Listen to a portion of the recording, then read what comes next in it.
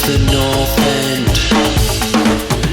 This is the North End. Okay, hello North Enders, and welcome to another 5 Things with me, Luke Connolly, or Luke the Duke, as I've been very kindly called by Paul. Oh, it's so nice doing one of these when we won again. Guys, Aston Villa are on the rise. We've got some great content coming out on the channel. If you haven't already, maybe click down here. Hopefully we'll highlight the last video. I did a live interview with 2 fans at the end of the game. Just listen to what they had to say. It's an amazing time to be a Villa fan right now, and Unai has got us playing like a wholly different team. I could spend 30, 40, 50 minutes talking about Villa today. It was probably one of the most incredible, superb, serendipitous, like ecstatically beautiful performances I've seen from an Aston Villa team in years. Like, I go as far as saying since Martin O'Neill. So do you know what? Let's call that point number 1. Full board team performance. Everyone knew what they needed to do and did the role. Dendaka coming in, very little playing time the last couple of weeks, barely off the bench at all. And you could tell he was slower. That was very, very adamant to me, and something that I could pick up on. But he just did what he needed to do. He slotted in just in front of the back four, and he held that ball. He broke up tackles. He slowed the play down when we needed to. He was brilliant, absolutely brilliant. But the whole team, from Martinez to Konza and Mings to Marino, who's sensational, to at the 37 going on 17, Ashley Young, to our midfield, to our up front, like every part of it was brilliant. And it's amazing, you know, when you can single out individual players, you feel great. When you can single out the whole team, well, it's not really singling out, is it? It's just talking praise. So across the board, Unai has got us playing like, you know, better than we have done in years. We're up there with the Martin O'Neill right now. It really is that good. Point number 2, super meatball John McGinn. Absolutely sensational.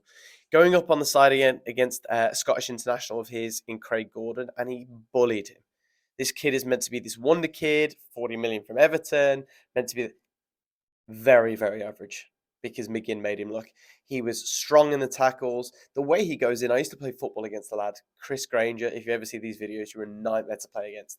And he would go in, they'd rotate and they go in ass and hip first. And that part of the body, when you're being hit with that, it's so painful. But you can't do anything about it because it's a legal tackle. John, and if you watch John run, I made the commentary today, Paul, if you can click this. There was a Pokemon that was a rock with basically 2 biceps. That's how John McGinn looks like when he plays football. He runs like this, but it works so well. And the ball he put into Ollie for the first goal was absolutely fantastic. And he was man of the match, without a doubt for me. There was so many great players, but John was just leading by example. And, you know, for a guy that wasn't getting into the team under Gerrard, he's just a completely different player. And we're so lucky to have him right now. And the way he plays and the way he transitioned the play is sublime. So super John. Well done. Point number 3, defensive. Another clean sheet against a team that have lost, I think, 3 games this season. This was Eddie Howe referred it to the first stumble of their season, which kind of shows you how good this team is that we beat today. This isn't a so-so team. This is a very good Newcastle team. Isaac, 40 plus million. Wilson, we know what danger he has. Almiron off the bench. You know, Longstaff, who was, you know, this next great thing. Willock, they've got so much talent in that team, and yet Gumieras, it was nothing. Now, I will say Newcastle were off today. But I don't think they were just off because they played badly. They were off because we made them play badly. It was a phenomenal performance. We were first to every ball. We were sharp. The one-touch passing, the spreading the play, drawing them in, loop balls over to the wing. And the 2 wingers, like Young, not so much on the right, but a decent bit still. But Marino on the left, he's another class. Like, he's not afraid. He's got a wonderful step over. The amount of balls that we should have scored, he should have had a couple of assists today. But just fantastic. So that's obviously next point. Where were we? 1, 2, 3. Point number 4. Watkins, I've got to, we've got to talk about it. Of the 14 goals Ollie has scored, I think 12 have come in his last 12 games, or 13 have come in his last 12 games, something like that. It's ridiculous. It is absolutely ridiculous how good this guy is playing. And I was looking at the wrong place. I was looking for the wrong part of the camera. He's brilliant.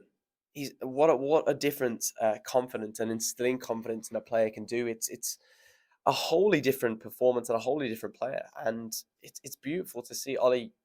Again, if you hear this, you deserve it. We're all rooting for you. Southgate's in attendance today. There's a number of people he should be looking at. Cons and Rings at the back had a phenomenal game. You could even make the argument right back, Ashley Young, wonderful squad player. I'm not saying he should be in, but you could understand if he was. And then you're looking into the likes of, I don't know how he can leave out Watkins in the form that he's in, especially with other people not playing well. Like Calvert-Lewin shouldn't even be considered right now. There's just so much option for England. That's the problem. But he has to get a look, and he's just playing out of his skin. And he's a threat on every long ball. He's a threat on every hold-up play. He's just sensational. And then point number 5, I'm going to give this to the Villa fans, because Newcastle travelled in a big old group today, and they were not quiet, and we drowned them out. Now, of course, we had 38,000 to them. I'm say we probably gave them 4,000. Maybe we gave them more. I'm not sure, but it was just a different level. Like the belief at Villa Park. I was last there when we beat United. It was a great game, but this is a whole nother feeling. I've been going to the Villa since I think I went to the first game I was 7 or 8, and I'm actually getting a bit emotional. It's that good. Like, it is so beautiful to see the football we're playing, the way that we're playing, the transitions, the camaraderie, the way that they celebrate at the end, the respect they have for each other. It's beautiful, and the Villa fans are absolutely on form at the moment. And that's why we do this. That's why we watch this, and we're desperate for these tickets. Attendance, again, max capacity, bar a couple, but that's probably the ones that they hold off for reasoning being. But just an amazing performance across the board, and Aston Villa flying. So, ladies and gentlemen, if you can get a chance to go over and watch, please do. If you're not from England, make sure you check out our previous video with the fan reaction, and I'm going to be doing a day in the life of Aston Villa later for you guys. So please check that out, and we look forward to seeing you soon. Thanks so much. Please like, subscribe. Come give me some crap. Okay, I can take it, but not about if it's to do with my hair thinning or anything like that. I don't think it is, but I'm just not strong enough for that. But anything else, but I can handle. Have a great day. We march on. Top 4? Let's see. This is the North End.